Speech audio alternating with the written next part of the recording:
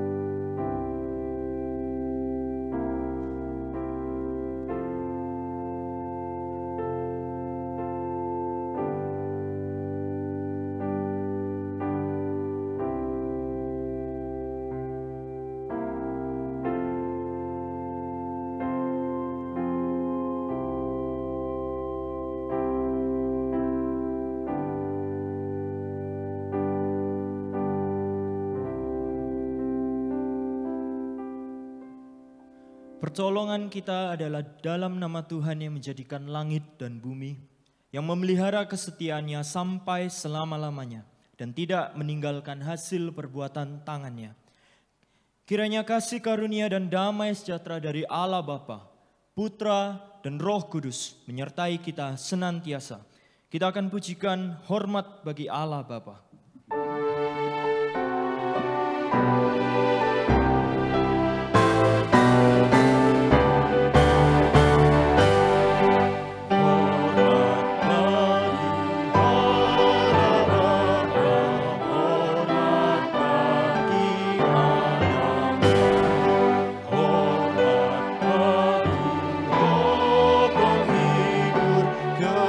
Ketiganya yang esa.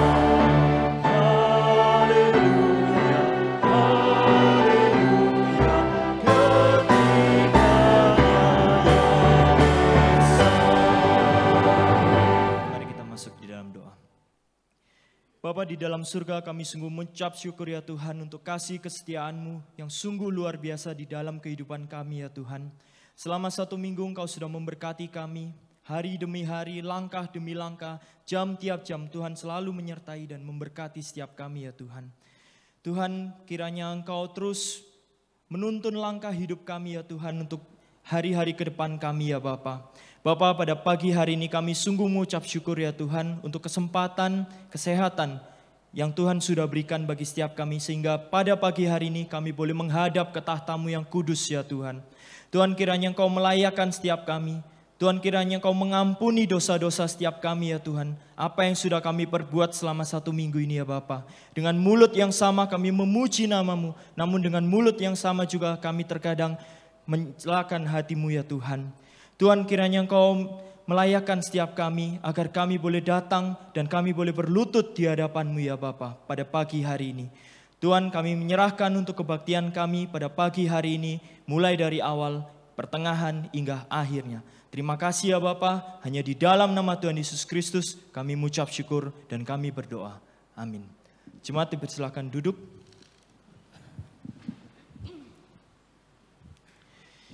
Yesus Sang Mesias itu telah mati dan bangkit mengalahkan kuasa maut. Kebangkitannya adalah bukti bahwa hanya Dialah yang dapat mengalahkan kematian. Tidak hanya itu saja, Dia tidak meninggalkan kita semua. Namun Dia menjanjikan penghibur, yaitu Roh Kudus. Roh kebenaran yang akan tetap tinggal bersama-sama dengan kita sampai kapanpun. Itulah janji kesetiaannya kepada setiap kita. Dengan segenap hati kita, mari kita pujikan Allah Roh Kudus.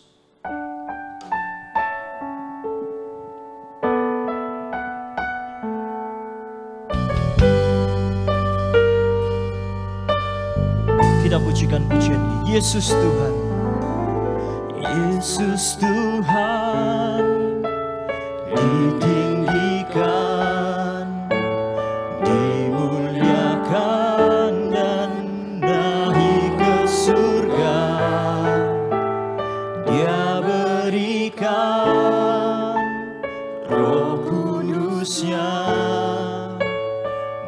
menguatkan dan menolong selalu.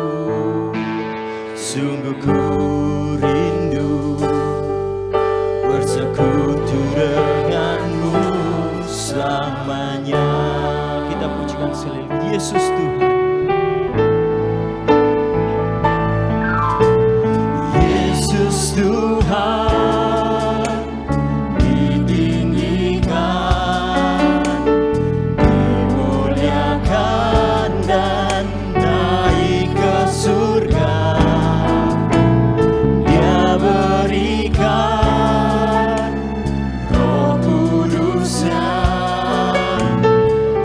menguatkan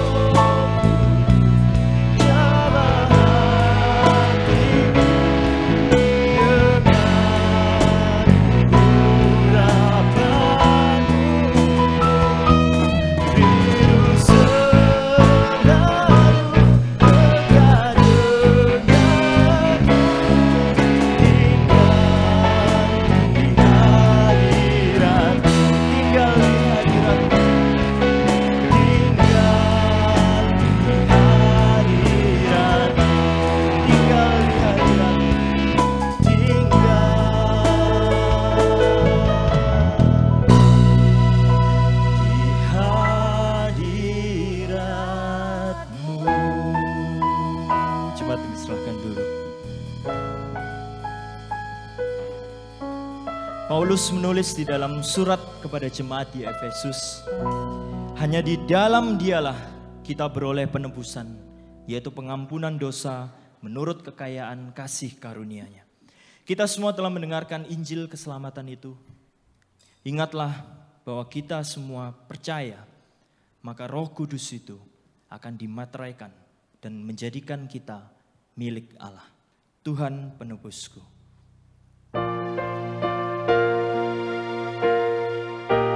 Dengan kesungguhan hati kita akan pujikan. Besar mulia kasih-Mu. Dia telah mengorbankan hidupnya bagi setiap kita. Besar mulia kasih-Mu, Kau korbankan hidupmu, curahkan darahmu sebagai ganti dosaku. Kau berikan harapan di dalam kesesakan. Agunglah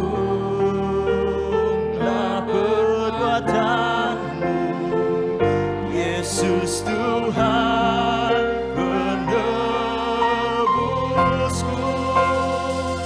Karena kasih-Mu yang selamatkanku, menyucikan dan menebus hidupku. Tunaikan syukur buat pengorbanan-Mu, Maha mulia dan terindah Yesus. Besar mulia kasih, besar mulia kasih-Mu, Kau korbankan hidupmu, curahkan darahmu sebagai ganti dosaku. Kau berikan harapan di dalam kesesakan. Agunglah perbuatan-Mu, Yesus Tuhan penebusku. Karena kasih-Mu yang selamatkanku, menyucikan dan menebus hidupku. Tunaikan syukur buat pengorbanan-Mu,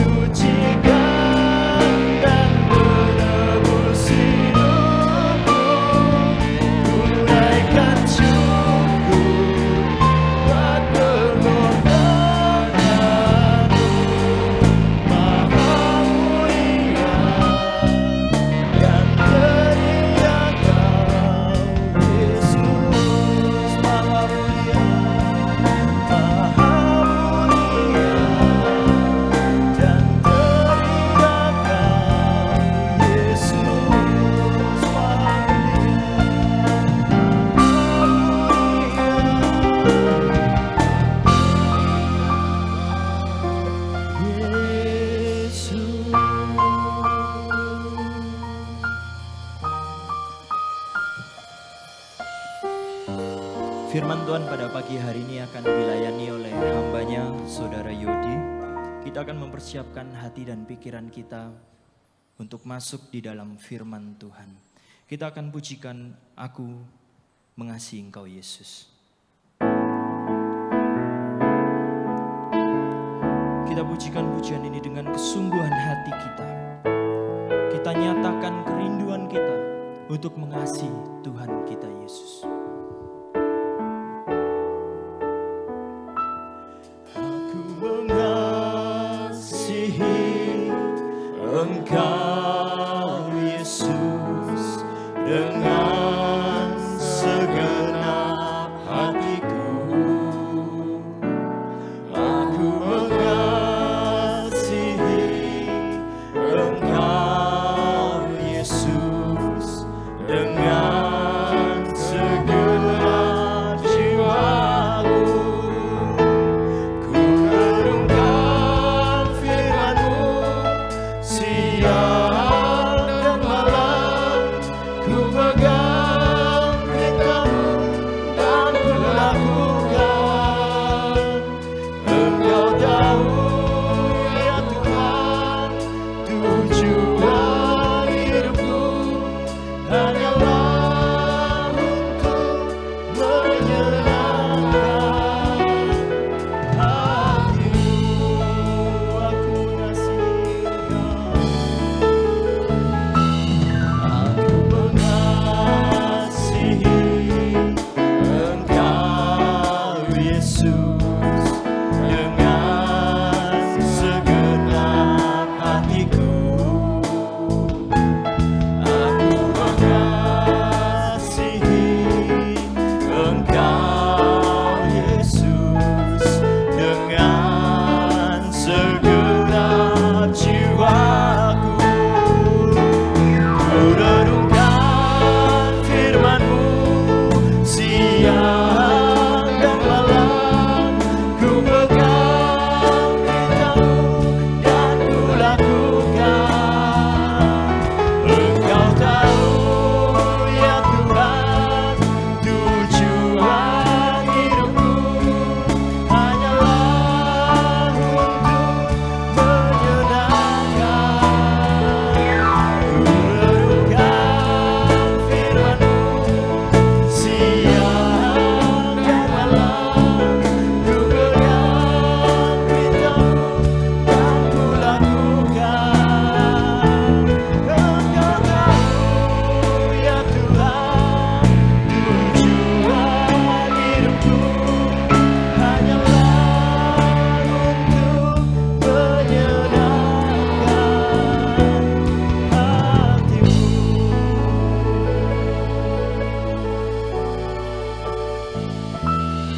Ku renungkan firman-Mu siang dan malam. Ku pegang perintah-Mu dan ku lakukan. Engkau tahu ya Tuhan, tujuan hidupku hanyalah untuk menyenangkan. Ku renungkan firman-Mu siang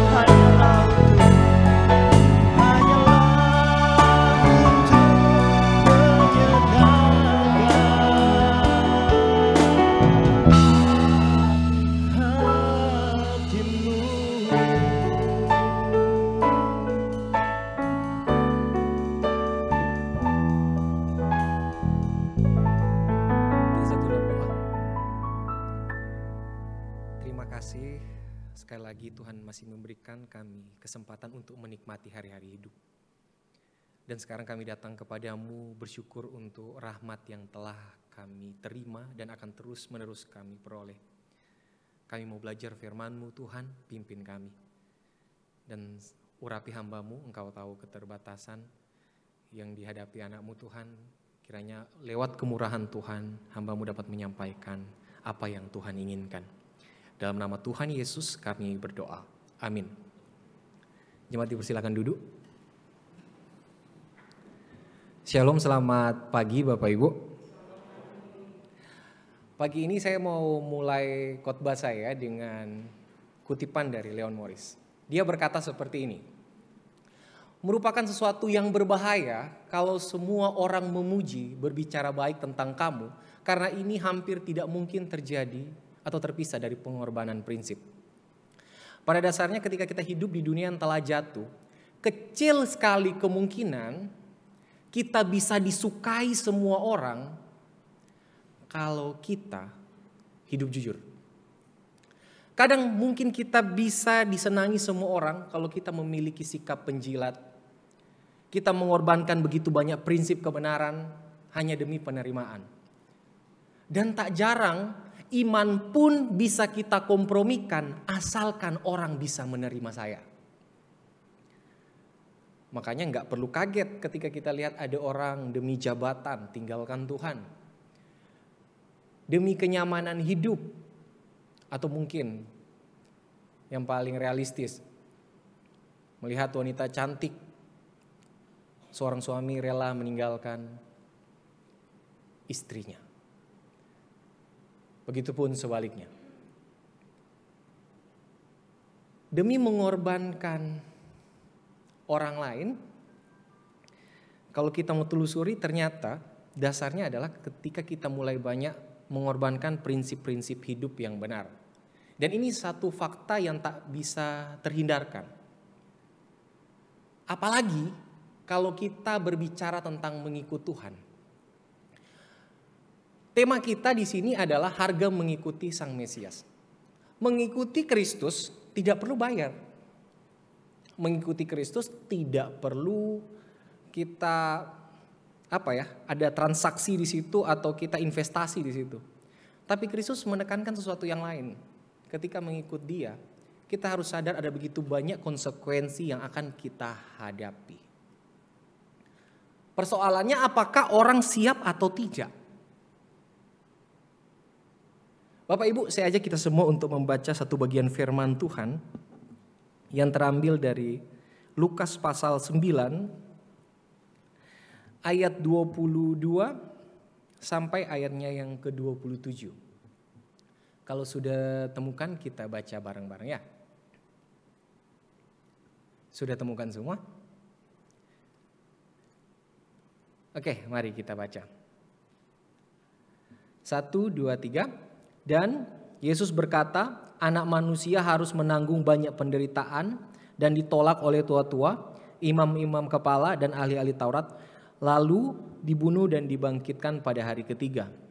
Katanya kepada mereka, setiap orang yang mau mengikut aku, ia harus menyangkal dirinya, memikul salibnya setiap hari dan mengikut aku.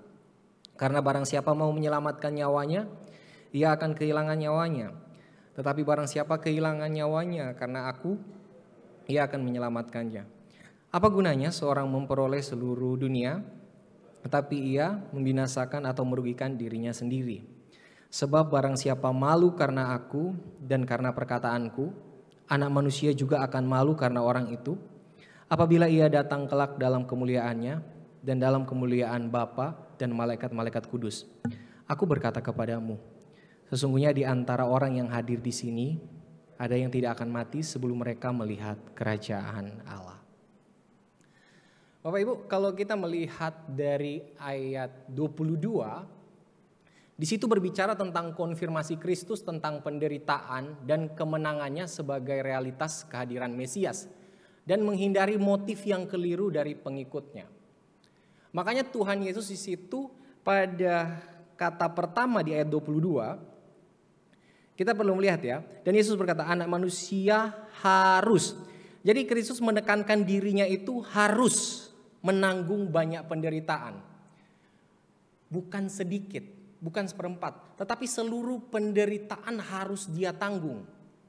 Ini bukan pilihan, ini suatu keharusan. Dan yang menariknya di sini, dia menanggung penderitaan yang sebenarnya harusnya kita yang tanggung. Dia yang tersalib, dia yang akan menderita, dia yang akan menjalani begitu banyak kesengsaraan. Itu bukan karena dia melakukan tindakan kejahatan, tidak. Tetapi upah kejahatan kitalah yang dia pikul di salib itu nantinya. Dan yang berikut, dia itu ditolak. Mengerikan di sini, yang tolak dia justru adalah tua-tua. Imam-imam tua-tua ini adalah orang-orang tokoh-tokoh penting yang dituakan. Imam-imam dan ahli-ahli Taurat. Orang-orang yang mempelajari sungguh-sungguh kitab suci. Orang-orang yang mengerti kebenaran justru menolak Kristus. Karena merasa kehadiran Kristus ini sebagai ancaman di dalam kehidupan mereka. Kristus bisa menghadirkan banyak pengikut. Karena memang ketika Kristus bisa menghadirkan banyak pengikut, orang-orang terpengaruh dengan harapan-harapan palsu. Bukan Kristus yang PHP, tapi mereka yang salah konsep tentang apa yang Kristus lakukan. Apalagi Kristus melakukan banyak hal spektakuler. Dan mereka melihat, Kristus ini dia kasih makan 5.000 orang, dia gak pesan catering tuh. Dia bisa nyembuhin orang padahal dia bukan dokter. Dia banyak melakukan hal-hal yang menakjubkan. Nah akhirnya banyak orang mengikut Kristus di situ. Tapi Tuhan Yesus ini mau menyangkali motif itu. Bahwa kalau kalian mau tahu, saya nggak seperti yang kalian pikirkan, yang nantinya kalian ikut-ikut saya, terus kalian salah pemahaman. Karena dengan apa yang mereka harapkan bahwa ini nih raja yang kami tunggu nih. Apalagi konteks sebelumnya itu berbicara tentang pengakuan Petrus bahwa Kristus itu adalah Mesias. Pribadi yang ditunggu selama berabad-abad oleh orang-orang Yahudi. Dengan harapan keputusasaan itu ketika kehadiran Kristus muncul, nah mereka langsung euforia. Cuma persoalannya tetap mereka salah paham. Dan Kristus harus bilang, saya nggak akan hadir di dunia ini dalam konsep seperti apa yang kalian bayangin. Saya hadir sebagai pribadi yang menyelamatkan, tetapi tidak dengan pedang. Tidak dengan menghancurkan kekuasaan Romawi dengan cara yang berdarah-darah. Tetapi sayalah yang akan berdarah-darah karena mendamaikan kalian dengan Bapakku. Dan yang berikut Bapak Ibu, di sini Kristus sampai berbicara kepada puncak penderitaan itu, yaitu dia akan dibunuh. Ini mengerikan sekali. Dia dibunuh bukan karena dia melakukan suatu pelanggaran atau kejahatan yang membuat dia pantas dijatuhi hukuman mati. Sekali lagi, dia dibunuh demi kita agar bisa diselamatkan. Tidak berhenti di situ, memang itu berbicara puncak penderitaan, tapi Kristus juga berbicara tentang kemenangannya. Dia akan dibangkitkan pada hari ketiga. Bahwa dibangkitkan pada hari ketiga itu akhirnya menepis pandangan orang bahwa ketika Kristus berkata di kayu salib sudah selesai, orang memandang ini sebagai teriakan kekalahan. Aduh habis, aduh selesai. Enggak, Kristus mau bilang selesai itu adalah selesai segala hutang dosa. Dan itu dipastikan dengan kebangkitan Kristus. Karena kalau kita beriman kepada Kristus yang tidak bangkit itu percuma. Tapi Kristus bilang bahwa dia akan dibangkitkan pada hari yang ketiga setelah dia menanggung segala sengsara umat pilihan. Nah jadi ketika kita melihat hal ini, kita terbayang betapa jahatnya orang-orang pada masa itu. Bapak Ibu, kita perlu sadar. Kita pun seandainya lahir di zaman itu, kita mungkin adalah salah satu orang yang setuju dengan Kristus yang dihukum. Karena kita menganggap Kristus adalah penyesat dan lain sebagainya. Dosa itu telah membuat selaput di mata kita sehingga kita sulit melihat keadaan Sang Juru Selamat yang datang seperti itu untuk menyelamatkan kita. Makanya akan lahir terus penolakan. Jadi penolakan terhadap Kristus ini adalah akar dan babak lanjutan permusuhan manusia terhadap Allah dan karyanya bagi penyelamatan kita. Bukan barang baru. ketika manusia membenci Allah. Bukan cuma bicara dari zaman Tuhan Yesus manusia membenci Allah. Dari masa-masa sebelumnya pun manusia telah membenci Allah. Jadi kita nggak perlu terkejut akan hal ini. Kita hanya perlu terkejut dengan satu ironi. Kita berdosa dan kita sadar itu. Tapi kita sering tidak butuh mengaku dosa di hadapan Tuhan. Di ayat 23 ini berbicara tentang perlawanan terhadap diri dan kesabaran menanggung banyak penderitaan sebagai syarat untuk mengikut Kristus. Ayat 23 bicara begini. Katanya kepada mereka semua, setiap orang yang mau mengikut aku. Kalau di dalam terjemahan lain itu adalah setiap orang yang mau datang kepadaku. Jadi kita perlu perhatikan ya. Ketika bicara setiap orang berarti setiap orang siapa saja yang mau mengikut Kristus. Itu ada syarat. Dan ini nggak boleh enggak. Ada hal yang perlu kita lakukan. Memang keselamatan itu adalah anugerah Allah murni. Keselamatan itu adalah pemberian Allah cuma-cuma. Upah pekerjaan baik kita tidak akan mampu membayar kasih karunia Allah. Tetapi Kristus berbicara di sini tentang konsekuensi logis setiap orang yang benar-benar beriman dan percaya Kristus. Dia bukan cuma sekedar datang kepada Kristus, karena kalau cuma bicara sekedar datang, banyak orang datang di gereja belum tentu percaya Tuhan. Belum tentu mengasihi Tuhan. Belum tentu beriman kepada Tuhan. Kostor di gereja di tempat saya melayani pun Muslim. Dia membersihkan gereja, tapi apakah dia percaya Tuhan Yesus? Tentu tidak. Nah Bapak Ibu, sini perlu kita perhatikan ya. Dikatakan begini. Katanya kepada mereka semua, setiap orang yang mau mengikut aku atau datang kepadaku, ia harus. Gak boleh enggak nih. Kalau tadi katakan Kristus harus menanggung banyak penderitaan. Kalau di sini sekarang ke kita.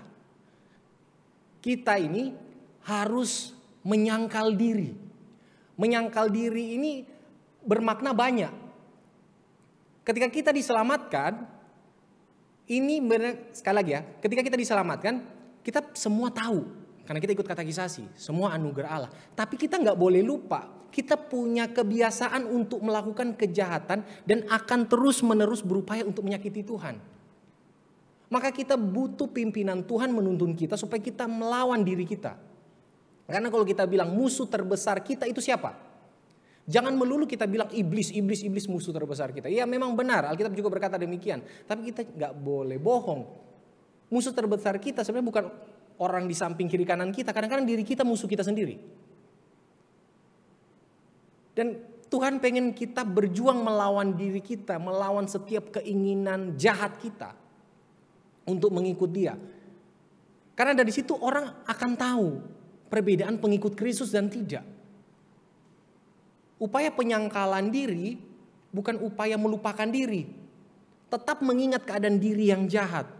Dan saya mau berproses untuk menjadi serupa Kristus. Dan dikatakan juga harus memikul salib. Memikul salib ini ya bukan ya sewaktu-waktu ketika mood saya baik ya saya mau memikul salib, rela menderita untuk Tuhan. Tapi di waktu tertentu enggak. Makanya ada banyak orang Kristen itu jadi saleh pada saat apa? Pertama saat tidur. Terus kedua di saat ibadah. Tapi di luar kegiatan itu kita bisa jadi pribadi yang berbeda. Dan Kristus pengen kalau kita menyangkal diri itu setiap hari dan memikul salib itu sebagai komitmen kita untuk setia kepada Kristus dengan kemungkinan-kemungkinan terburuk. Bapak Ibu, kita dengar khotbah minggu lalu, tema di semua Elion, tentang bagaimana musuh setiap orang yang percaya kepada Kristus bisa jadi orang-orang seisi rumahnya. Karena memang itu fakta. Itu satu hal yang gak terpisahkan. Bukan Tuhan mengajarkan kita untuk berantem dengan orang-orang satu rumah, tidak. Tapi Tuhan mau mengajarkan kepada kita bahwa dunia begitu bencinya kepada Kristus. Dunia begitu bencinya kepada Allah yang mengasihi manusia. Dan ketika ada orang yang dipilih Tuhan untuk percaya kepada Tuhan, misalnya dia hidup di dalam lingkungan keluarga yang mayoritasnya beragama lain, terus dia percaya kepada Kristus, pasti potensi-potensi untuk dibenci besar sekali. Sangat besar sekali. Pada satu peristiwa ada seorang anak yang ketika dia mengaku Yesus itu adalah Tuhan, dia diusir dari rumahnya. Dan pada waktu dia udah mau keluar pintu, papanya bilang begini, kayaknya baju yang kamu pakai itu saya yang beli ya. Buka. Anak ini langsung buka bajunya. Dia taruh bajunya, dia mau pergi. Orang tuanya bilang begini, kayaknya celana itu juga saya yang beli. Dengan malunya anak ini, dia buka itu celana. Maaf Bapak Ibu, saya bukan bicara tentang pornografi di sini ya. Anak itu langsung dia buka celananya, dia lepas celananya, dan dia cuma pakai dalaman untuk pergi. Anak cowok. Papanya ini bukan hitung-hitungan soal duit dengan pakaian yang dia beli. Tapi papanya ini pengen mempermalukan dia, agar dia meninggalkan iman barunya. Anak ini cuma dengan dalaman, cuma dengan celana dalam. Dan dia dalam kondisi yang sangat malu untuk keluar pintu rumah. Dan papanya bilang begini, dalaman itu juga saya yang beli. Kalau kamu masih mau tinggal di sini, akui imanmu yang lama. Dan kamu pakai semua pakaian. Kalau enggak, sampai dalaman itu juga lepas dan pergi. Kondisi ini bukan kondisi yang gampang. Di samping itu ada seorang ibu yang tidak tega melihat anaknya diperlakukan demikian. Anak ini akhirnya memberanikan diri melepas semuanya. Tanpa sehelai benang pun yang ada di badannya.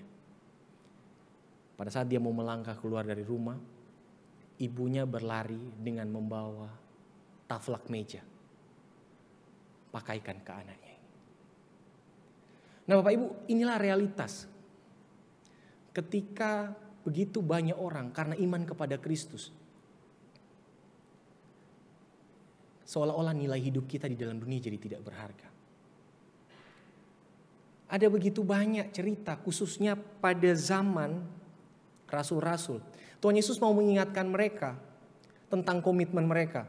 Bahwa setelah Tuhan Yesus diperlakukan demikian pada jalan Via Dolorosa itu, jalan kesengsaraan, jalan penderitaan.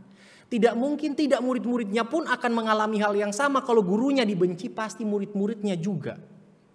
Kalau gurunya akan ditargetkan untuk dibunuh, pasti murid-muridnya juga. Dan Tuhan Yesus memperingatkan itu. Kalau kamu benar-benar siap dengan itu semua, kamu adalah pengikutku. Banyak orang Kristen cuma siap dengan kenyamanan. Makanya ketika ada banyak orang Kristen meninggalkan imannya, kenapa meninggalkan imanmu? Soalnya ketika saya berdoa sampai lutut saya warna hitam, Tuhan gak jawab-jawab doa saya. Situasi keluarga saya tetap buruk. Entah apa yang ada di pikirannya untuk mengikut Kristus. Bapak Ibu, kita perlu sadar, Kristus tidak sedang mengajak orang juga untuk menderita. Jangan kita berpikir ketika berapa hari ini bahas tentang penderitaan-penderitaan, berapa minggu ini bahas tentang penderitaan-penderitaan, Kristus ajak kita untuk menderita. Enggak dong. Kristus memberkati kita semua dengan apa yang bisa kita terima sekarang, apa yang kita nikmati sekarang. Itu bukan dosa, itu pun dari Tuhan. Tapi Tuhan Yesus sedang berbicara kepada para murid pada waktu itu. Situasi sangat tidak memungkinkan ketika aku akan mengalami banyak kesengsaraan demi menyelamatkan kalian, kalian juga akan mengalami itu. Dan Tuhan Yesus pengen jelaskan kepada mereka berita yang seharusnya mereka tahu. Jangan sampai mereka memimpikan suatu hal yang lain dari kehadiran Kristus. Nah begitu juga dengan kita Bapak Ibu. Mungkin kita tidak akan mengalami martir seperti para rasul. Tidak akan sampai mati karena mengikut Kristus. Dianiaya, dibunuh. Tetapi percayalah, setiap orang percaya punya salibnya masing-masing yang harus dipikul. Karena iman. Mungkin kita akan tergoda untuk kenaikan pangkat dengan meninggalkan iman. Mungkin kita akan tergoda meninggalkan iman karena pasangan. Mungkin kita akan tergoda hidup tidak jujur demi keuntungan. Dan Tuhan pengen kita itu melawan diri kita. menyangkal diri kita dan pikul salib sebagai bukti kesetiaan kita. Apakah kita mau tetap setia mengikut Tuhan sekalipun kondisinya sangat-sangat tidak memungkinkan. Bapak Ibu, Kristus hanya mau memberitakan berita yang terlalu jelas untuk orang yang mau ikut Dia. Kristus berterus terang bahwa pikul salib dan menyangkal diri adalah menjadi bagian yang tak terpisahkan dari setiap orang yang mengikut Kristus. Jadi jangan menghayal. Yang menghayal bahwa ikut Kristus aman semua, tentram semua. Tentu tidak. Tentu tidak. Menderita sebagai pengikut Kristus adalah suatu kebanggaan. Sebaliknya sukacita di luar Kristus adalah jalan tanpa hambatan untuk mencapai derita tanpa akhir. Banyak orang meninggalkan Kristus dengan alasan kenikmatan dunia. Sampai ada filosofinya, kalau toh juga lu tahu lu masuk neraka, nikmati hidup lu senikmat-nikmatnya. Bukankah ini sebagai upaya juga menyelamatkan diri? Dengan memanipulasi diri bahwa kita hidup dalam kenikmatan. Sampai kita lupa ada hidup setelah kematian. Itu yang menjadi satu pertanyaan kita sebenarnya. Bahwa kenapa saya harus beriman? Jadi jangan sampai hanya karena mau pengen nyaman kita akhirnya mencapai derita tanpa akhir pada hidup setelah kematian. Nah, Bapak Ibu, kita perlu melihat juga di sini peringatan Kristus yang paradoksal. Jadi keadaan yang kelihatan bertentangan, tetapi itu mengandung kebenaran. Gitu. Untuk menjelaskan ini saya pakai perumpamaan apa ya? Nah, oke. Supaya nggak ngantuk ini, teka-teki dikit nih. Benda apa?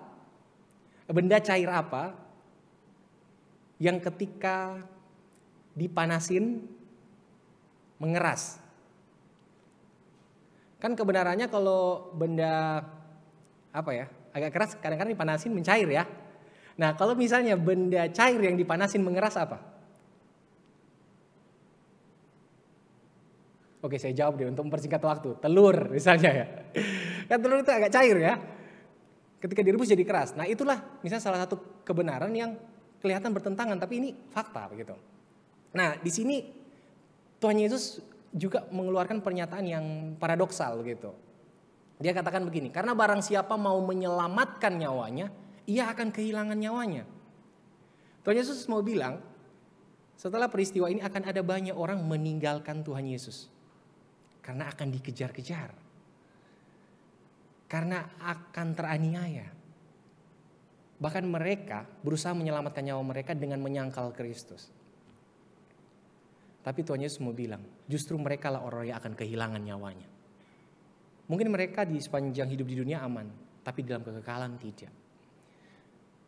Dan lanjut Kristus berkata seperti ini, tetapi barang siapa kehilangan nyawanya karena aku, ia akan menyelamatkannya. Jadi kalau kita itu sampai kehilangan nyawa karena Tuhan, justru kita bukan kehilangan nyawa. Kita sedang berada pada peristirahatan kekal yang damai bersama Bapa. Dan kita harus berbahagia karena kita mati bukan sebagai penjahat. Kita mati sebagai orang-orang yang dijamin di dalam Tuhan. Kenapa kita mesti malu? Justru kita perlu malu kalau kita mati itu dalam kondisi kita lagi melakukan yang gak benar. Terlebih kita tanpa iman kepada Kristus. Mungkin pernyataan ini adalah pernyataan yang adu basi. Percaya deh. Semua yang gak nyaman itu kita bilang gak nyaman karena kita belum merasakan konsekuensi.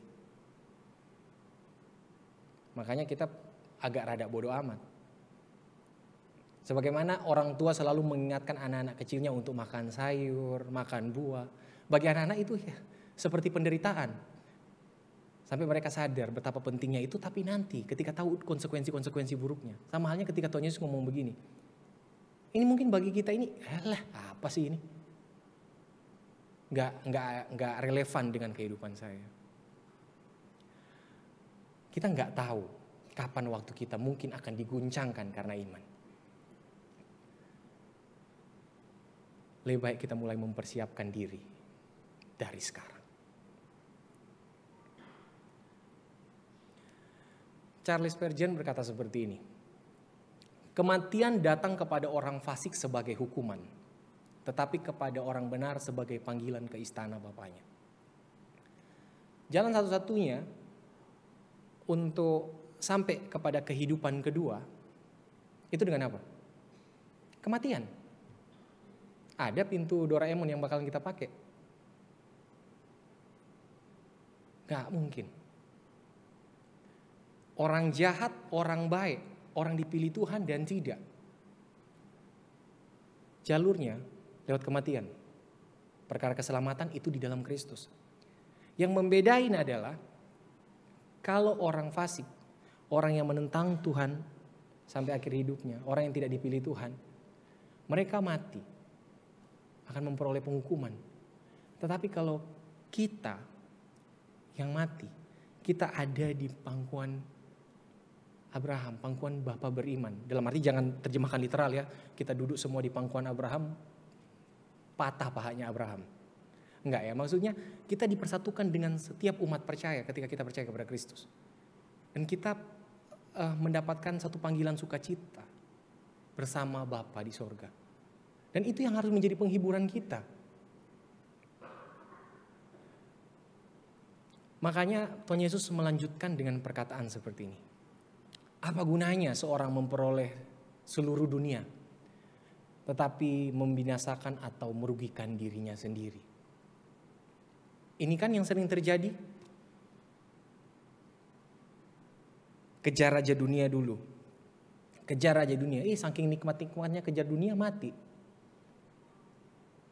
Terlalu nikmat kejar keinginan diri sampai gak sadar.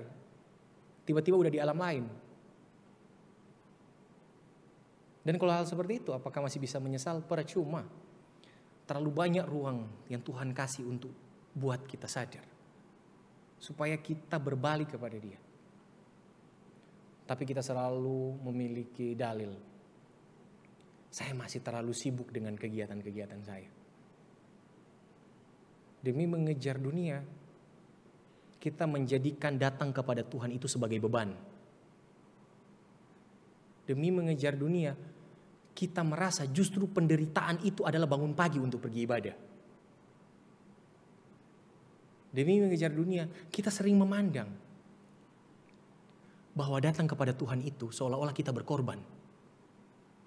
Bapak Ibu, kita perlu sadar. Saya nggak bilang kalian, saya bilang kita, karena termasuk saya juga. Kita ini perlu sadar ketika Tuhan menyelamatkan kita, Tuhan tidak diuntungkan. Ketika Tuhan menyelamatkan kita, kemuliaan Tuhan tidak tambah dan kemuliaan Tuhan tidak kurang. Ketika Tuhan menyelamatkan kita, seharusnya respon kita adalah bersyukur dan kita praktekkan di dalam jalan menyangkal diri, memikul salib sebagai buah kebenaran dari orang yang telah diselamatkan.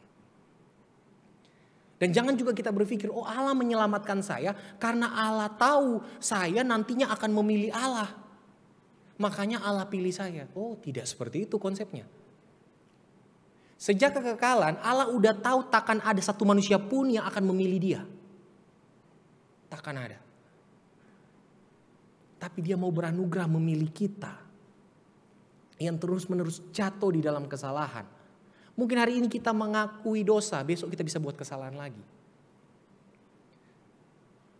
Makanya kita perlu bersyukur, keselamatan kita bukan bergantung daripada kesetiaan kita, tapi bergantung daripada kesetiaan Allah. Kalau bergantung daripada kesetiaan kita, maka kita semua ini akan ngantri di neraka. Dan kita harus rubah setiap pola pikir kita, Bapak Ibu. Tuhan bukan berarti melarang kita untuk untuk bekerja. Tuhan bukan melarang kita untuk lupakan anak istri dengan memprioritaskan Tuhan dan lain sebagainya. Tidak. Sadar tidak sadar, di dalam setiap aspek kehidupan kita itu adalah ibadah. Tuhan membawa kita di dalam semua situasi di mana Tuhan pengen hidup kita itu mencerminkan anak-anak Tuhan. Bahkan mungkin ada di situasi-situasi di mana keimanan kita diuji lewat tempat di mana kita berada. Di situ Tuhan pengen kita pikul salib. Tuhan pengen diri kita mencerminkan Kristus. Karena sekali lagi firman Tuhan itu selalu berbicara kontra tentang sikap dunia. Maka ketika kita menghidupi firman Tuhan, pastinya akan ada banyak kontra terhadap kita. Dan ini tidak mungkin tidak.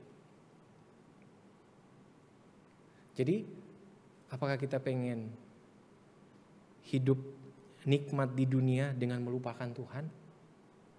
Dengan alasan nantilah ada waktunya saya bertobat. Bapak Ibu jangan terlalu pede, kita nggak tahu umur kita sampai kapan. Salah satu ironi terbesar dari manusia berdosa adalah dia sadar bahwa dia berdosa dan membutuhkan juru selamat. Namun memilih untuk menyangkal Yesus. Dan ini banyak. Bukan karena bukti dari karya Kristus kurang, bukan. Tapi karena tak siap malu dan menderita. Karena iman kepada Dia Sang Juru Selamat. Ternyata ada banyak orang gak mau ikut Tuhan Yesus. Bukan karena pembuktian apologetika dari orang Kristen kurang. Bukan karena bukti dari karya Kristus itu terlalu minim dan lain sebagainya. Tapi kadang-kadang karena kita gak siap dengan konsekuensi-konsekuensi untuk mengikut Tuhan. Ada banyak orang bilang begini juga. Ini khusus orang Kristen ya. Kenapa kamu gak ibadah? Gak layak saya ibadah. Saya ini orang berdosa, orang jahat. Nantilah kalau saya jadi baik dulu baru saya ibadah. Ingat. Kristus datang, jelas-jelas kita semua ini gak ada yang baik. Jadi justru kesempatan kita untuk berbenah diri itu dalam gereja ketika kita sama-sama umat percaya bergumul, bersekutu dan mendengarkan firman Tuhan kita bareng-bareng. Supaya kita semakin hari semakin tahu apa yang Tuhan mau saya lakukan. Sekali lagi sayang, banyak orang merasa datang untuk mengenal Tuhan itu justru sebagai beban. Dan apalagi ketika dia mendengar bahwa orang percaya itu harus memikul salib, menyangkal diri, waduh. Dia pikir ini sebagai hukuman mati buat dia. Nah ini upaya yang pasti bagi yang menolak Kristus dan firman-Nya. Sebab barang siapa malu karena aku dan karena perkataanku, anak manusia juga akan malu karena orang itu. Tuhan Yesus justru di sini semakin mempertegas. Kalau kita alih-alih cari aman, akhirnya menyangkal Kristus. Kelak Tuhan Yesus datang dengan kemuliaannya, justru kita yang tertolak. Kita berkata demi supaya saya bisa punya relasi yang hangat, baik dengan semua orang. Saya menyangkal iman saya dan lain sebagainya.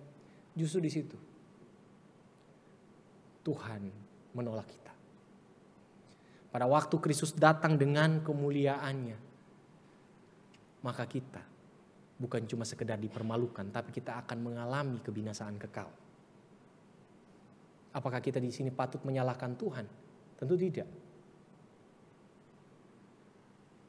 Dikatakan sebab barang siapa malu karena aku dan perkataanku. Para murid diingatkan bahwa setelah peristiwa Kristus mati di kayu salib, mereka harus mengaku bahwa Kristus itu adalah Sang Mesias lewat kesaksian mereka. Lewat mereka bersaksi. Dan yang berikut adalah Tuhan Yesus pengen perkataan Tuhan Yesus itu juga diteruskan para murid, dikumandangkan, diajarkan. Supaya orang-orang boleh mengenal siapa Sang Juru Selamat. Boleh mengenal jalan cerita Sang Mesias yang tergenapi di dalam diri Kristus. Benang merah yang tidak terputus dan finalnya pada apa yang Kristus kerjakan. Dan Tuhan Yesus ingatkan para murid, kalau kalian malu, kalian justru yang akan tertolak. Dan apakah ini cuma untuk para murid? Tidak. Ini untuk sampai ke kita dan sampai kepada masa yang akan datang. Ketika kita menolak Kristus, ketika kita malu mengakui Kristus, Kristus juga malu mengakui kita.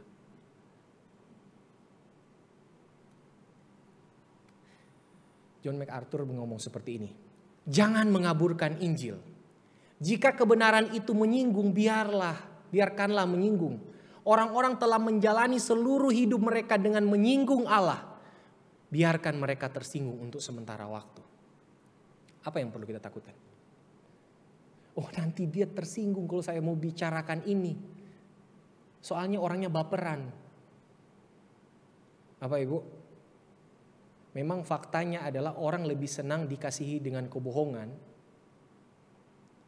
daripada kita dibenci karena kejujuran. Tapi seharusnya kita nggak menghidupi itu. Kita harus bicara jujur tentang apa yang Tuhan mau pengen kita sampaikan, ya sampaikan. Kenapa kita harus takut dengan orang yang nantinya akan tersinggung? Dengan akhirnya kita mengkompromikan dengan cara hidup kita yang menyinggung terus Tuhan.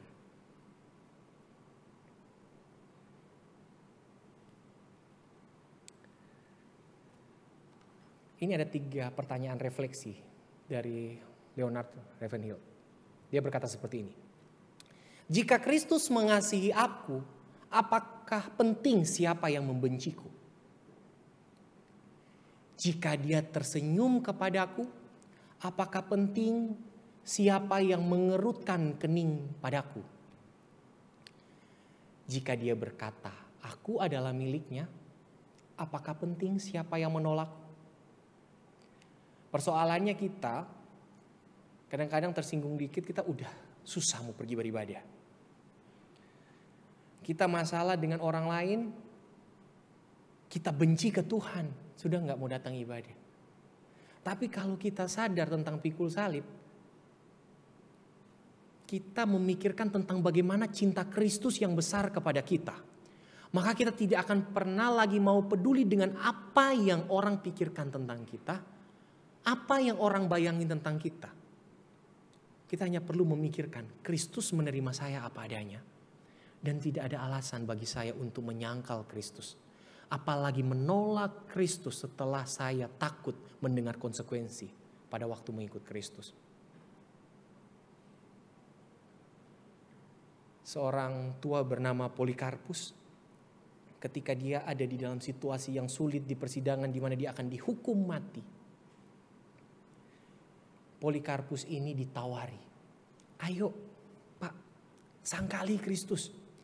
Kami nggak tega Bapak akan dihukum mati. Umur Bapak udah sekian. Ayo Pak, sangkali Kristus. Apa yang terjadi? Pak Polikarpus ini bilang, sepanjang hidup saya, di dalam perjalanan beriman saya, banyak sekali saya melakukan pelanggaran, tapi tak sekalipun Kristus menyangkal saya. Kenapa dengan situasi seperti ini saya harus menyangkal juru selamat saya? Mungkinkah kita berani berkata seperti Pak Polikarpus ini ketika kita ada di dalam situasi yang membahayakan karena iman? Bapak Ibu, kita datang ke Kristus bukan cuma sekedar datang beribadah. Karena tradisi dan budaya orang Kristen setiap hari Minggu.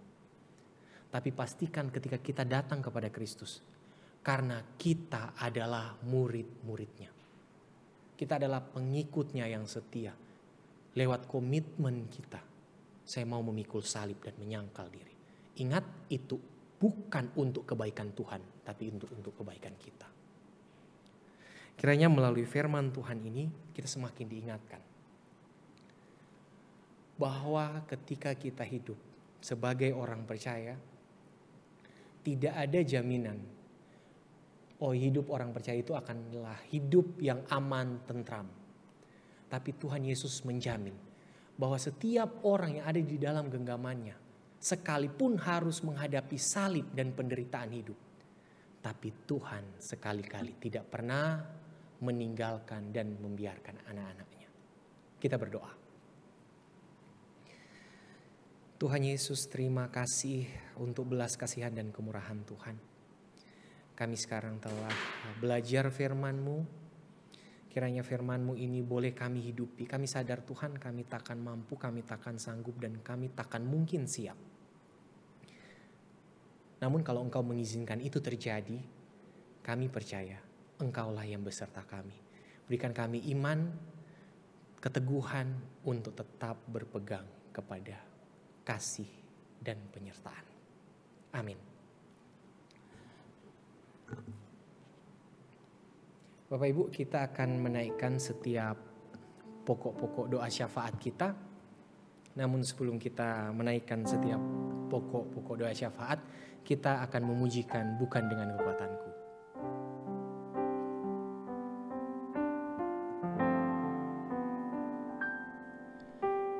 Bukan dengan kekuatanku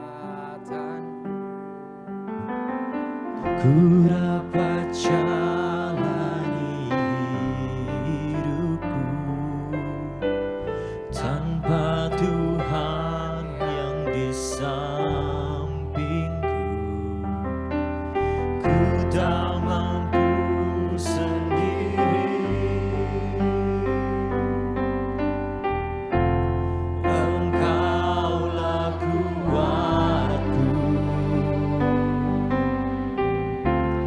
yang menopangku. Ku pandang wajah-Mu dan berseru, pertolongan-Mu datang dari-Mu. Peganglah tanganku, jangan lepaskan. Kaulah harapan dalam hidupku.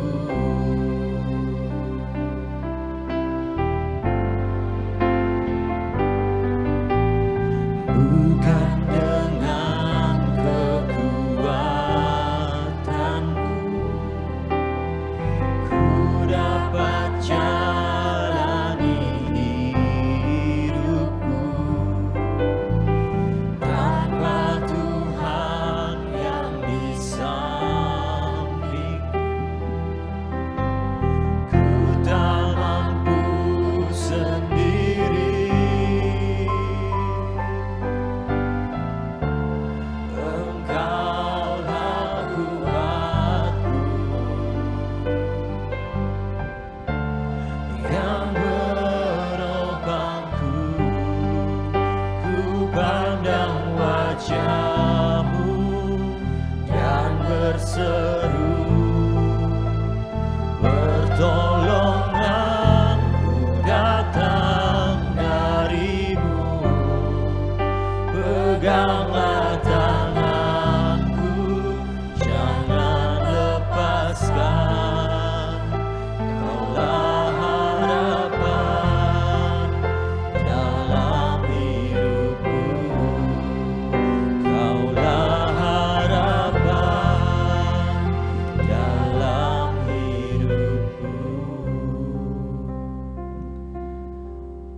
Bapak Ibu, mari kita berdoa untuk bangsa dan negara kita. Kita mohon belas kasihan Tuhan sehingga para pemimpin kita diberikan bijaksana, sehingga dapat mengatasi setiap krisis yang ada di negara kita, dan mereka juga diberikan pertolongan, kekuatan oleh Tuhan untuk mengemban tugas yang tidak mudah ini. Mari kita berdoa. Tuhan, kami berharap kepada belas kasihan-Mu. Kami percaya pemerintah-pemerintah kami yang Tuhan tempatkan dimanapun dan apapun jabatan mereka, Tuhan memilih mereka bukan tanpa alasan, sekalipun mereka berbeda iman dengan kami. Maka pantaslah bagi kami Tuhan untuk mendoakan mereka. Berikan mereka hikmat bijaksana Tuhan untuk dapat mengelola bangsa yang besar ini. Dari setiap krisis yang ada, krisis ekonomi, krisis sosial, dan krisis rasis, agama, dan lain sebagainya yang bisa menjadi pemicu dan potensi perpecahan di tengah bangsa kami. Bapa, kami mohon belas kasihan-Mu untuk orang-orang yang Tuhan pakai, para pemerintah kami, ditopang terus oleh Tuhan. Berikan mereka juga keberanian untuk mengatakan kebenaran dan mengambil keputusan-keputusan yang tepat, yang sesuai dengan kehendak Tuhan. Dan kami rindu suatu saat Indonesia ini menjadi negara yang memuliakan Kristus, yang olehnya nama Kristus dikumandangkan. Bisa terjadi ada keselarasan, keharmonisan di dalam kehidupan keberagaman. Namun tetap kami setia kepada iman kami tanpa kami harus mengkompromikan. Ini hidup kami dan para pemerintah kami, keluarganya juga Tuhan. Tuhan menjaga dan melindungi. Di dalam nama Tuhan Yesus kami berdoa. Amin. Mari kita berdoa juga untuk gereja kita Elion. Agar Tuhan juga menjaga gereja kita, melindungi gereja kita dan jemaat boleh bertumbuh di dalam Tuhan. Kita tidak hanya sekedar mengejar kuantitas jemaat agar memenuhi bangku kosong di gereja. Tapi kita merindukan bahwa jemaat yang terisi di bangku gereja dan semua kita para pelayan Tuhan boleh sama-sama bertumbuh, beriman, semakin mengenal dan mengasihi Tuhan. Kita berdoa. Tuhan, kami merindukan belas kasihan-Mu bagi gereja kami Elion. Kami sadar Tuhan masih banyak kelemahan yang kami masih lakukan, yang kami masih sadar tidak sadar tertonjolkan di dalam aktivitas kami berjemaat dan melayani.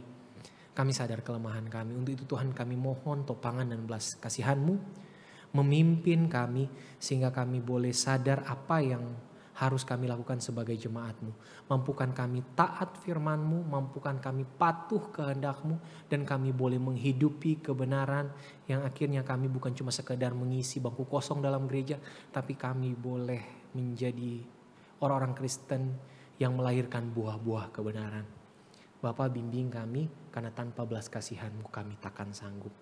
Di dalam nama Tuhan Yesus kami serahkan seluruh gereja kami karena kami percaya gereja kami adalah gereja milik Tuhan dan untuk Tuhanlah gereja ini berdiri.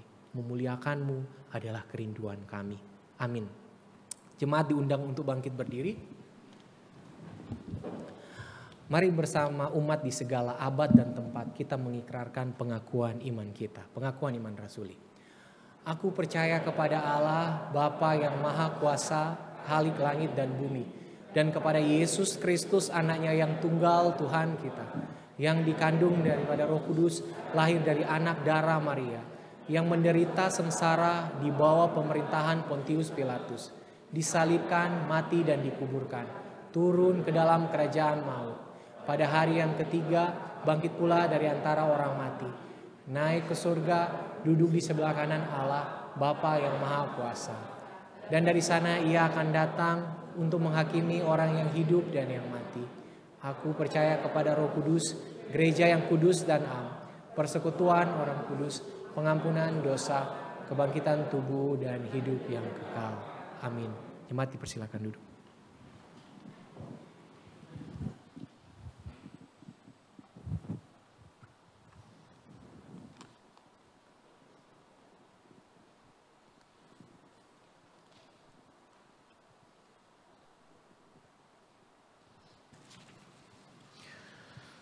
Pada waktu malam ketika Tuhan Yesus ditangkap, murid-murid menjadi sangat ketakutan.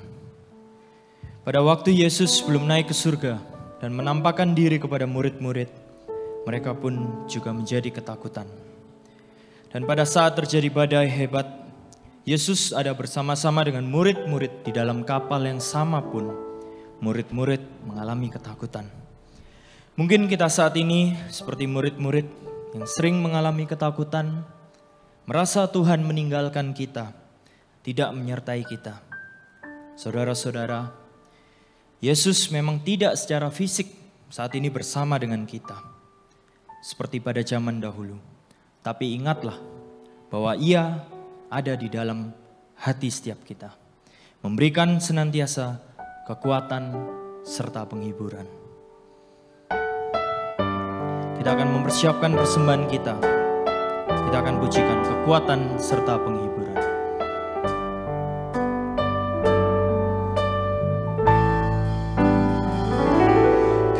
Kekuatan serta penghiburan diberikan Tuhan padaku. Tiap hari aku dibimbingnya, tiap jam dihibur hatiku, dan sesuai dengan hikmat Tuhan ku diberi apa yang ku perlu.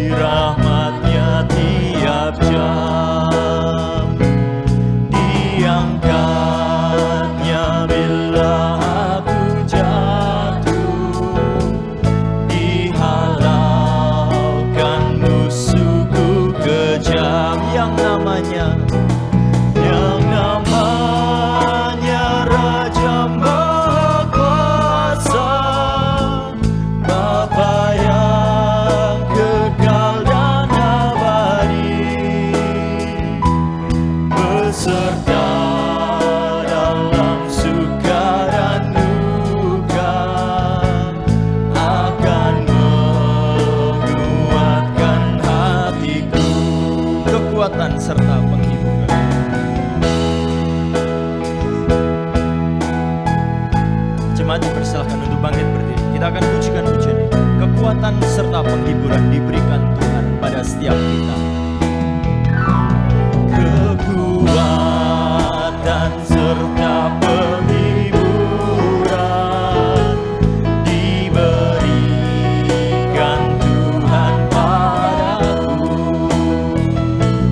Tiap hari aku dibimbingnya, tiap jam dihibur hatiku. Dan sesuai dengan hikmat Tuhan, ku diberi apa yang ku perlu. Suka dan derita bergantian akan memperkuat imanku. Yang namanya Yang namanya Raja Maha Kuasa, Bapa yang kekal dan abadi, beserta suka dan duka, akan menguatkan hatiku. dengan sungguh nanti katakan yang namanya Raja Maha Kuasa. Yang namanya Raja Maha Kuasa, Bapa yang kekal dan abadi,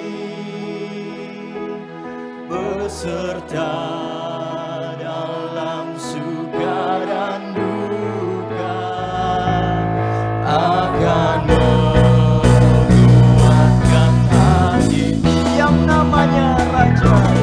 Yang namanya Raja Maha Kuasa, Bapa yang kekal dan abadi,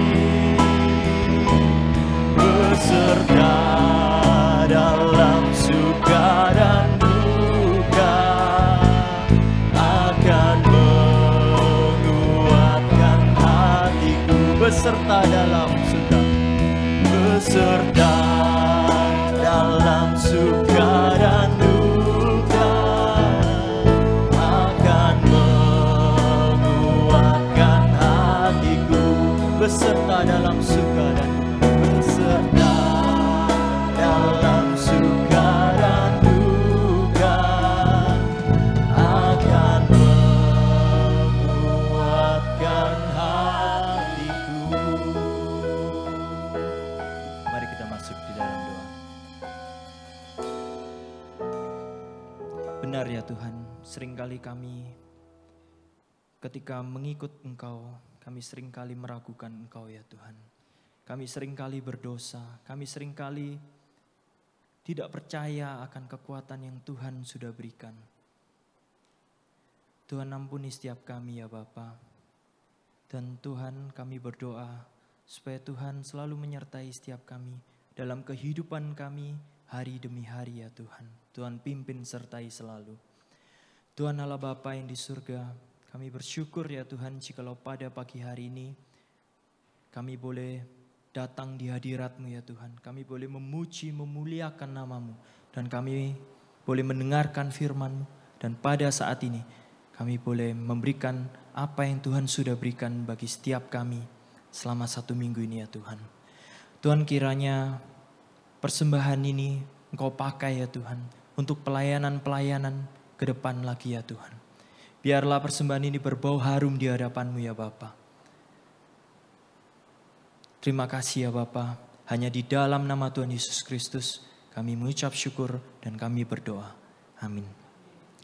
Kita kembalikan segala puji, hormat dan kemuliaan bagi nama Allah kita, Allah Tritunggal, dan doa berkat akan disampaikan oleh hambanya Evangelis Sulaiman. Doksologi.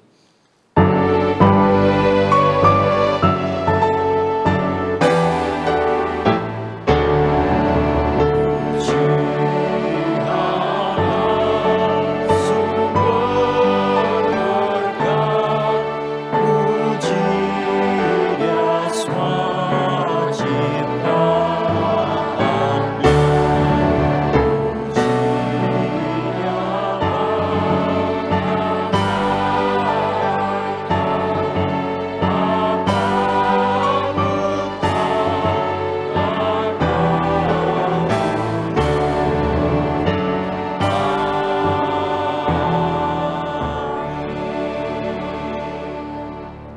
Jemaat yang dikasihi oleh Tuhan, pulanglah dan lakukanlah kebenaran firman Tuhan dan terimalah berkat daripadanya.